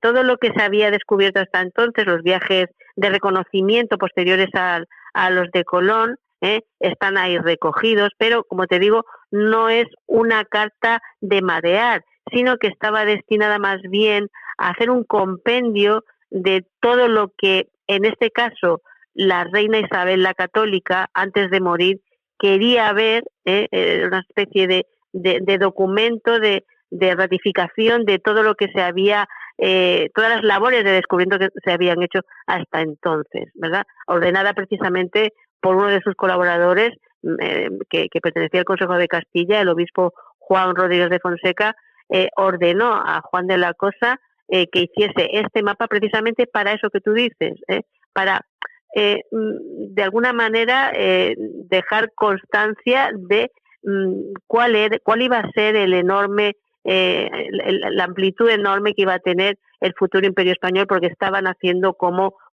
potencia mundial. Entonces tienes toda la razón. Yo vamos, sí, no he caído, pero perfectamente, sí, claro. Oye, a Juan de la Cosa, que aparte de cartógrafo, era marino, era navegante, ¿no le generaría esto un poco de frustración? Él a lo mejor querría haber hecho precisamente eso, una carta de marear, algo que ayudase a otros marinos a moverse por el mundo. Sí, tienes razón. Sí, es que Juan de la Cosa es un cartógrafo nato, ¿verdad? Además, cartógrafo y navegante. Él fue piloto en los viajes de descubrimiento. De hecho, fue también, esto es un poco posterior, pero su experiencia como navegante y cartógrafo es tanta que la reina Isabel lo nombra piloto mayor de la recién creada Casa de Contratación en 1503. Caramba. O sea, que es un navegante y un cartógrafo nato. Exacto. Y tienes razón en lo que dices, porque él está acostumbrado a levantar cartas donde los demás navegantes reconocían las costas y los bajíos y demás para no encallar, para poder llegar y demás. Pero, claro, se tuvo que convertir a marchas forzadas en un artista para elaborar este objeto artístico que es la carta de Juan de la Cosa, ¿no? Que, como dices, lo puede observar la gente se puede ver, hay muchísima documentación sobre ella en las páginas web y sobre todo en el Museo Naval, y es realmente un objeto artístico. Además, realizado, fíjate lo que son las cosas, con las mismas técnicas que usaron los artistas para ilustrar en los manuscritos y en aquella época, ¿no? Las ilustraciones miniadas, sí. Eran las mismas técnicas, usaron las mismas técnicas para realizar la carta de Juan de la Cosa. Sí. Uh-huh. Juan de la Cosa crea este primer mapamundi, pero es un mapamundi que excede con mucho su propia experiencia personal como viajero, como navegante. ¿De qué fuentes bebió? Sí, claro. Cuando el obispo Juan Rodríguez de Fonseca, colaborador íntimo de Isabel la Católica, miembro del Consejo de Castilla, fundador junto con Álvaro de Braganza de la Casa de Contratación, decide que esa carta hay que dibujarla para enseñársela a la reina Isabel antes de morir, porque, en fin, tengamos en cuenta que la reina Isabel murió en 1504, ya sabían, en fin, los políticos saben muy bien hacer estas cosas para dejar las cosas bien hechas y demás. Y cuando ordenó Juan Rodríguez de Fonseca este mapa, la documentación que le llevó a Juan de Fonseca era enorme, ¿no? Porque se nutrió no solamente de la cartografía que Juan de la Cosa llevó de sus viajes previos al 1500 a América, bueno, las cosas recién descubiertas, sino que había cartografía y apuntes, libros de los diarios de a bordo, ¿no? De muchos navegantes y muchos cartógrafos que la historia ha olvidado bastante, ¿no? Esos viajes, ¿verdad? Porque siempre se nombra a los de Cristóbal Colón, pero hay nombres, perdón, como los de, ¿qué te digo yo? Los de Ojeda, por ejemplo. Bueno, Vespucci también viajó con él. Sí. Hay otros como Cristóbal Guerra, Alonso Niño, Yáñez Pinzón. O sea, todos estos, Diego de Lepe, por ejemplo, me acabo de acordar, fue uno de los que hizo las primeras incursiones en la desembocadura del Amazonas, ¿no? Estas cosas ya las tenía Juan Rodríguez de Fonseca en su poder, ¿verdad? Cuando le ordenó elaborar la carta a Juan de la Cosa. Y era enorme la documentación. Además también estoy recordando que también había documentación que se había espiado, ¿no?, a otras naciones en Liza con todo lo que había por repartirse, ¿verdad? Sí. Como ingleses, portugueses, también había documentación de cartógrafos de esas naciones, de esos reinos entonces, ¿no?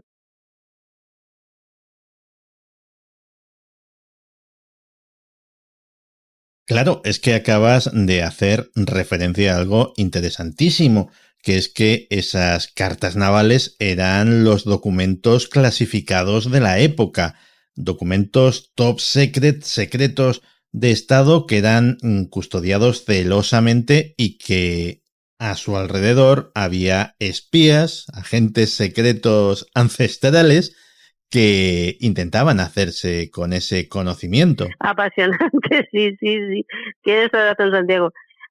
Se podían escribir novelas a punta pala sobre este asunto porque, de hecho, Portugal erigió una fortaleza para guardar toda la cartografía que tenía sobre África, sobre el litoral africano y demás.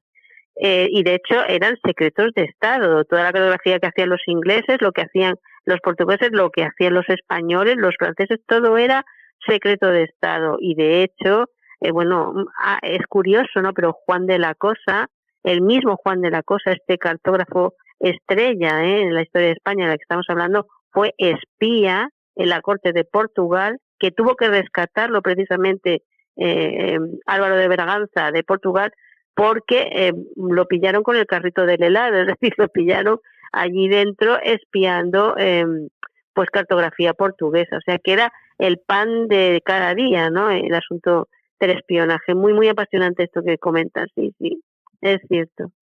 Has mencionado hace un momento a Vespucio, a Américo Vespucio, sí. Y, oye, ¿cómo es esto? Vamos a ver, terminamos bautizando a un continente entero en honor de un señor que sí, que era buen cartógrafo, buen navegante, pero oye, me parece un poquito excesivo, ¿no? Sí, yo también. Y mucha gente, es verdad. Sí, es que la historia apunta al hecho de que Américo Vespucio tenía muy buenas relaciones. De hecho, bueno, él también, en el último viaje que hizo Juan de la Cosa antes de dibujar la carta, fue con Américo Vespucio y con Ojeda, ¿verdad? Que llegaron al puerto de Santa María en el 1499, pocos meses antes de iniciar la carta. Pero Vespucio tenía una amistad muy grande, ¿no?, con los impresores alemanes, ¿no? Estos impresores alemanes que empezaron a imprimir los mapas con la recién inventada imprenta de Gutenberg y que repartían a toda Europa, pues con lo que se acababa de descubrir, ¿no? Y entonces fueron ellos los primeros que empezaron a colocar encima de esas tierras que Juan de la Cosa pintó en verde con el nombre de Tierra de Américo. Entonces, esta información duplicada, triplicada en mapas una y otra vez, e impresos por toda Europa, repartidos por toda Europa, evidentemente pues sentó un precedente, ¿verdad? Después uno de los impresores se arrepintió y tal, y hubo ahí un poco de diatribas y tal, pero al final tanta duplicación de mapas con ese nombre, al final esas costas se llamaron América. O sea, el tipo era un gran propagandista de sí mismo. Mucho, sí. Vespucio siempre ha sido un personaje un poco controvertido, ¿verdad? No hay que, en absoluto hay que negarle su mérito, ¿no? Era un gran navegante, un gran cartógrafo y fue de los primeros que intuyó que aquellas tierras se interponían entre Europa y las Islas Molucas, bueno, las Islas de las Especies, Asia, donde realmente era el objetivo, ¿no?, de la corona española, de que llegara Colón allí con las naves para hacer una nueva ruta hacia las Islas de las Especias. Y fue de los primeros que intuyó que se trataba de un nuevo continente, pero también había otros muchos que lo intuían, ¿no? Incluso, bueno, en la novela esto se trata, incluso Juan de la Cosa tenía sus propias ideas y tal, pero en fin, que no se le debe negar el mérito, ¿no? Pero que era un poco arribista, pues también, sí, un poco vanidoso, ¿no? Sí.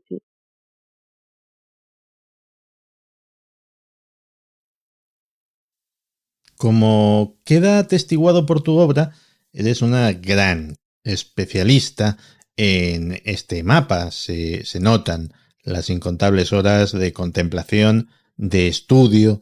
¿Cuáles son los elementos que más te llaman la atención? ¿Cuáles son tus preferidos? ¿Cuáles son incluso los más misteriosos? Pues yo francamente sí he estado horas porque y leyendo, ¿sabes? Porque tú cuando se observa la carta de Juan de la Cosa de un primer golpe de vista, es un laberinto de símbolos, ¿sabes? Que hay que tener mucho cuidado en dónde está el qué, cómo se llama y demás. Pero no sabría qué decirte, ¿sabes? En qué me fijé más. Quizá, bueno, es muy llamativo, los Reyes Magos son muy llamativos, ¿no? Que vienen de Oriente, porque de hecho, fíjate, la carta de Juan de la Cosa, ese pergamino es como una especie de enciclopedia, de enciclopedia escrita para saber cómo era la importancia política de los lugares, ¿no? Cuáles eran sus costumbres, sus culturas. La verdad es que es como una enciclopedia, pero no sabría decirte, lo más misterioso desde luego es esas tierras verdes ignotas que dieron para 5 siglos de historia posterior. Eso ha sido algo muy grande en la historia del mundo, que hemos protagonizado los españoles y otros muchos, pero los españoles también. Y no sabría decirte qué es lo que más me gusta de la carta en sí, porque la carta en sí es, no sé, una joya artística, una joya histórica, y es una enciclopedia en pergamino. No sabría decirte, quizá eso, los Reyes Magos viniendo de Oriente, ¿no? Esa leyenda, es algo muy, muy, muy bonito, sí. Oye, a mí, siempre que se habla de estos temas o que oigo hablar de estos temas, a mí me maravilla ver cómo aquellos hombres con unos medios muy rudimentarios, estamos hablando de una época anterior a los galeones, la época de las naos, de las carracas, cómo se las arreglaban para recorrer medio mundo y llegaban a destino. ¿Cómo lo hacían? Porque qué técnicas de navegación, con unas cartas que no eran precisamente el colmo de la precisión y estas cosas, ¿cómo se las apañaban para terminar llegando al puerto que querían? Sí, eso es eso es lo más mollar, ¿verdad? Porque claro, cuando Cristóbal Colón inició el viaje, claro, creía que iba a ser mucho más corto, ¿verdad? Todos sabemos que estuvo estudiando la cosmografía ptolemaica y daba ese océano, esa diferencia esa distancia, ¿no? Entre Europa y las Indias, mucho más corta la distancia, ¿verdad? Pero evidentemente se equivocó, no es que se equivocara, es que no se conocía y demás.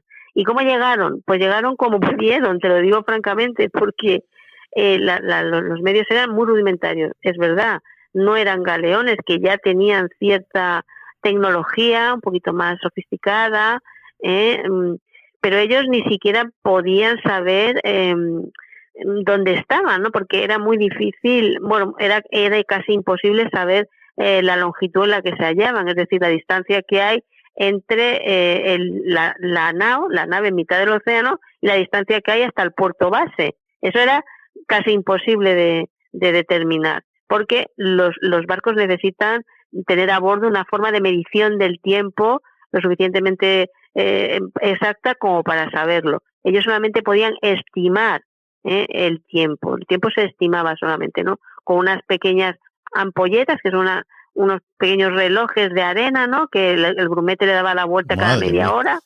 Claro, entonces era muy difícil saber el tiempo en el que estaban. Y luego las correderas también se usaban para saber la velocidad que llevaba el barco, la navegación astronómica con ballestillas, en fin, que era muy complejo saber dónde estaban. Y encima con la calidad de las naves, ¿no? Las naves tenían apenas 23 metros de eslora, todo madera, por supuesto, y en fin, muy pequeño, y además unas condiciones que el único que navegaba con un poco de confort era el almirante, en un pequeño camarote que había encima del castillo de popa, los demás todos iban a la intemperie, ¿no? Y bueno, era muy difícil. Esos viajes eran heroicos y muy épicos porque costaba mucho trabajo llegar donde querían llegar. En principio se dice que Cristóbal Colón siguió el paralelo desde las Islas Canarias, ¿no? Y bueno, y se fue orientando, pero la longitud era muy difícil de calcular. Y ya te digo, lo que tú dices, era muy precaria la navegación, ¿no? Las condiciones higiénicas, alimentarias, era muy difícil, sí.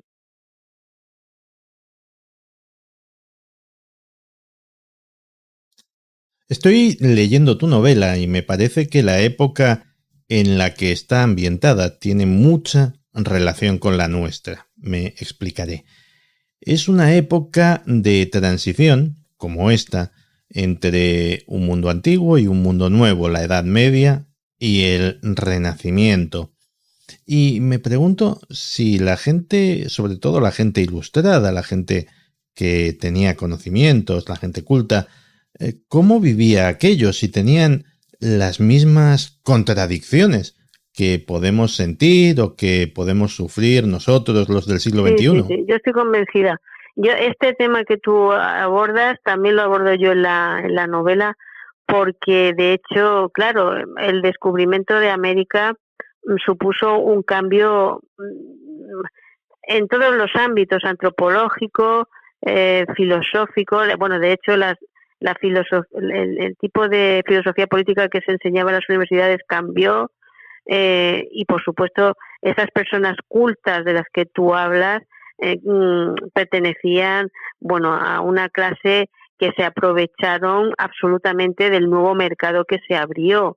Yo creo que la gente normal de a pie, bueno, los armadores, pues pusieron sus miras en hacer negocio. Ten en cuenta que no todo el mundo tiene unas inquietudes intelectuales como para preguntarse qué lugar tiene en el mundo y la importancia que tuvo aquel descubrimiento. No, la gente en aquella época lo que quería es hacerse rico y cuanto antes. Eso también te lo digo. Y de hecho, Juan de la Cosa era cántabro y se trasladó al puerto de Santa María porque era cabo cañaveral de la época. O sea, allí estaba pues todo el mundo, entre Sevilla y Cádiz estaba medio mundo, porque era desde ahí de donde partían las naves hacia América. ¿Cómo lo abordaron? Pues, en fin, ya te digo, yo creo que las personas más cultas, por supuesto, bueno, en fin, sí, había gente que de alguna manera pues, se cuestionaba su lugar en el mundo, las nuevas posibilidades y demás, pero los estados y la gente que trabajaba con ellos, o los que estaban amparados por las coronas de los reinos, lo que hacían era trabajar para que aquello fuese rentable económicamente y políticamente. Bueno, estoy convencida. De alguna manera, yo creo que eso es como ahora. O sea, ¿qué hacen las naciones con el asunto de mandar el Curiosity a Marte? O, en fin, ¿qué hacen? Pues en ese ajedrez del mundo, pues poner las piezas donde mejor nos convengan a todos. Es que esto es así. Es que los recursos mueven a las masas, ¿verdad? Sí, es cierto.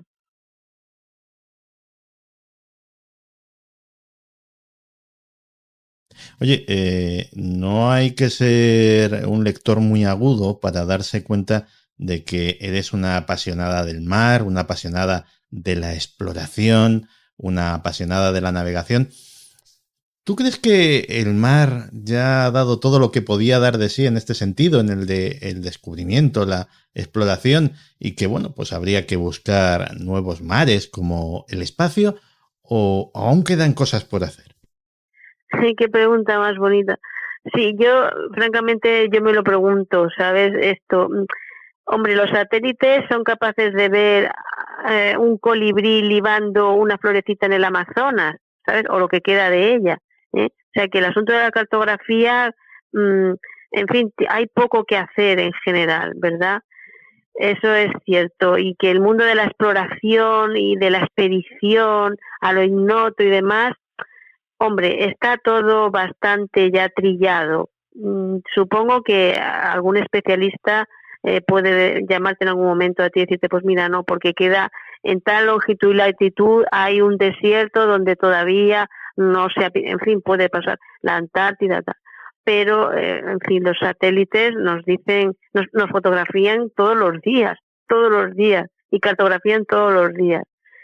Y por eso esto que comentas de que los nuevos retos están en el espacio, hombre, es muy poético decir esto y pensar esto, pero yo creo que vamos en ese camino, ¿eh? Yo también me da un poco de pena a asumir esto, porque si los océanos esos océanos que navegaban estos hombres, que, en fin, que el mérito que tuvieron fue enorme, estos mares se han convertido en una sopa de plástico terrible. Sí. Me resulta contradictorio que, bueno, son empresas privadas, ¿verdad?, pero que se gasten miles de millones de dólares, porque suelen ser dólares, en esa exploración espacial, ¿verdad?, que se están programando mini naves estelares pequeñitas, casi microscópicas, para buscar planetas gemelos de la Tierra, medio habitables, y que no se ocupen de lo que está ocurriendo aquí, que es una catástrofe, literalmente. Ya lo creo. Pues es una pena esto que afirmas, que es cierto, ¿no?, que estamos abocados un poco a, en fin, a una exploración estelar en los siglos venideros. Parece ser que sí, pero francamente me da mucha pena que se desplace el cuidado de nuestro planeta. Uh-huh. Me da mucha pena. En cualquier caso, yo creo que se ha perdido mucho romanticismo. Yo, que debía de ser un niño raro, pues a mí me encantaba mi Atlas. Y lo ojeaba y miraba los mapas. Y aquello era una verdadera máquina de soñar. Era una máquina de hacerse preguntas, de imaginar cómo será la gente que vive en este país, los animales, cómo serán sus costas, sus selvas. Ahora, con esto del Google Maps, oye, no sé si ha cambiado mucho la cosa, o si he cambiado mucho yo, que también es posible, pero ya te digo que no es lo mismo, ¿eh? Sí, no es lo mismo, tienes toda razón.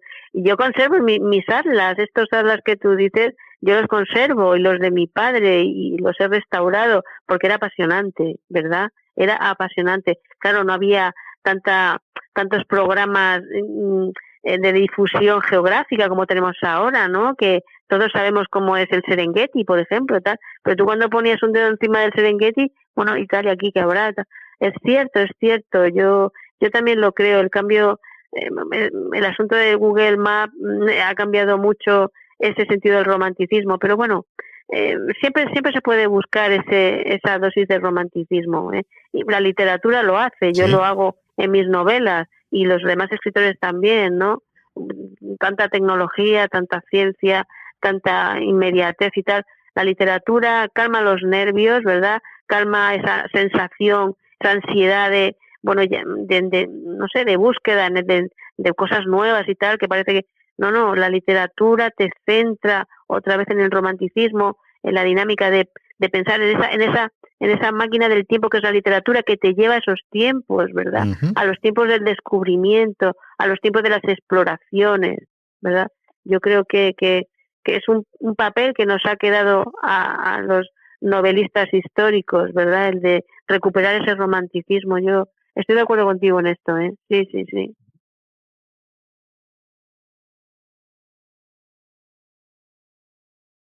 Antes te preguntaba por la gente, por cómo se había tomado la gente o cómo asumía ese cambio de era, ¿verdad? Pero, ¿y España? ¿Y España como país? Porque, claro, estamos en un periodo en el que Castilla, que era una potencia regional, pues de la noche a la mañana casi pasa a ser una superpotencia mundial, España, como no se había visto cosa igual desde los tiempos de Roma. Pues lo primero que hicieron las élites, ¿no?, que son las que siempre dirigen a todos los demás, lo que hicieron las élites en las que estaban precisamente no solamente, bueno, los reyes, sino pues todo su consejo de Castilla y demás, fue fundar la Casa de Contratación y después el ministerio, el gran ministerio que fue el de Indias, ¿no?, ese Consejo de Indias, porque las élites, esa gente que sabía lo que estaba pasando, porque claro, el que se embarcaba en una nao, a lo mejor lo hacía para comer todos los días, ¿sabes? Claro. Que es eso también, claro, para comer todos los días, en fin, daba igual que estuvieses en mitad del océano o en Sevilla o en Puerto de Santa María si estabas muerto de hambre. La gente quería comer, la gente se embarcaba. Lógico. Pero las élites sabían muy bien lo que hacían, lo sabían perfectamente, y se creó esa casa de contratación que era el lugar en donde, bueno, se registraba todo. Bueno, el Consejo de Indias de Sevilla, ese gran archivo, es posible por la fundación, por parte de Álvaro de Braganza y el obispo Fonseca, de la incipiente casa de contratación, que en un principio estuvo en las atarazanas sevillanas. Pasa que con las crecidas del Guadalquivir lo arruinaban todo, pertrechos, cartografías, se empapaba todo, y hubo que cambiarla a esa casa de contratación a los Reales Alcázares, donde estuvo muchísimo tiempo, hasta que se desplazó después a Cádiz. Pero es cierto que esas élites, esas personas ilustradas, sabían que había mucho trabajo por hacer, y ese ministerio pues registraba todos los fletes, los capitanes que debían de enrolarse, allí se nombraban los capitanes, en fin, toda la cartografía también se guardaba en la casa de contratación. De hecho, la carta de Juan de la Cosa se guardó allí. Hay varias teorías. Hay unos historiadores que opinan que estuvo en los anaqueles privados del obispo Fonseca, y otros piensan que fue depositada en la casa de contratación en 1503. Sí, porque la carta estuvo perdida mucho tiempo, ¿no? Sí, mucho. Desapareció en el primer tercio, en los primeros 25 años del siglo XVI, y apareció, es que es alucinante, y de hecho yo aproveché esta circunstancia histórica para ir hilando la línea argumental de la novela, ¿no? La desaparición de la carta, ¿no? Esto aparece en la novela de la carta de Juan de la Cosa. Esa carta, como te decía, apareció en el siglo XIX en un mercadillo parisino. Caramba. Y estaba destinada, fíjate tú, a envolver cosas. O sea, que llegaron a tiempo. Sí. Ay. Es muy fuerte, sí, a envolver cosas. Y la descubrió un naturalista parisino, no lo voy a pronunciar mal, yo sé, se llamaba un barón Walkenet, sé que lo voy a pronunciar mal, pero la descubrió, y en ese mercadillo parisino, y fíjate tú las cosas como son, tenía contactos con Alejandro von Humboldt, que a su vez, esto me gusta mucho recalcarlo porque es importante, von Humboldt fue muy importante, un gran geógrafo, que tenía contactos con Felipe Bauzá, que fue el cartógrafo de Malaspina, y entre todos, pues adivinaron que aquello era un documento histórico de valor incalculable, que estaba destinado para envolver paquetes. Madre. Y fue en París, en el siglo XIX. Luego, claro, cuando este varón murió, pues los descendientes subastaron su biblioteca donde estaba incluida esta carta, y alertado el Ministerio de Marina español lo compró, pujó y se hizo con la carta, ¿sabes? Y tenemos la suerte de tenerla en el Museo Naval de Madrid, sí.